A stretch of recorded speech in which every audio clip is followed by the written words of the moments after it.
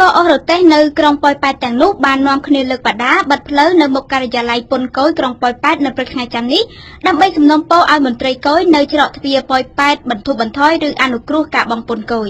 បដាទាំងនោះមានសរសេរថាប្រឆាំងដាច់ខាតរាល់ទង្វើដែលស្ថាប័នជំនាញគៀបសង្កត់ក្នុងការបង់ពន្ធលើកម្មករអស់រទេស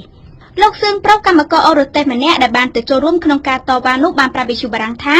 ពួកគេមិនមានលទ្ធភាពបង់ពន្ធដល់គយនោះទេព្រោះទំនិញដែលពួកគាត់អូសនោះគឺមានចំនួនតិចតួចលោកសឿងប្រុសបានបន្តថាមន្ត្រីគយបានគៀបសង្កត់ពីពួកគាត់ដែលដឹកទំនិញតិចតួចតែបែរជាបន្ថយពន្ធទៅលើឈ្មួញដែលដឹកទំនិញច្រើនទៅវិញ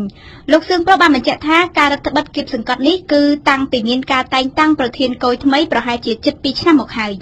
យ៉ាងណាមិញលោកឈួនហៃប្រធានការិយាល័យគយនិងរដ្ឋកោប៉ោយប៉ែតបានប្រាប់វិទ្យុបារាំងដែរថា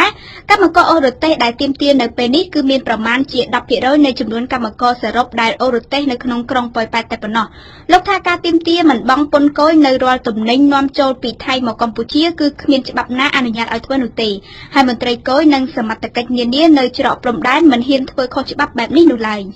សូមបញ្ជាក់ថានេះគឺជាលើកទី4ហើយដែលមានការតវ៉ាពីសំណាក់កម្មករអូរទេសនៅក្រុងប៉ោយប៉ែតនេះកម្មករអូរទេសបានដឹងថាពួកគេមិនដែលទទួលបានការសម្របសម្រួលជាក់លាក់ណាមួយពីខាងមន្ត្រីគយនោះទេដូច្នេះទៅពួកគាត់នៅតែបន្តសកម្មភាពតវ៉ាបែបនេះតទៅទៀតយ៉ាងណាក៏ដោយនៅព្រឹកថ្ងៃច័ន្ទនេះកម្មករអូរទេសមិនបានធ្វើតាមសំណើរបស់មន្ត្រីគយដែលតម្រូវឲ្យមានតំណាងកម្មករម្នាក់ចូលទៅចរចាក្នុងការិយាល័យមន្ត្រីគយនោះទេកម្មករអូរទេសអះអាងថាការមិនធ្វើតាមនេះព្រោះគេយល់ថាខាងគយមានចេតនាបំបែកសម្លេងរបស់ពួកគេ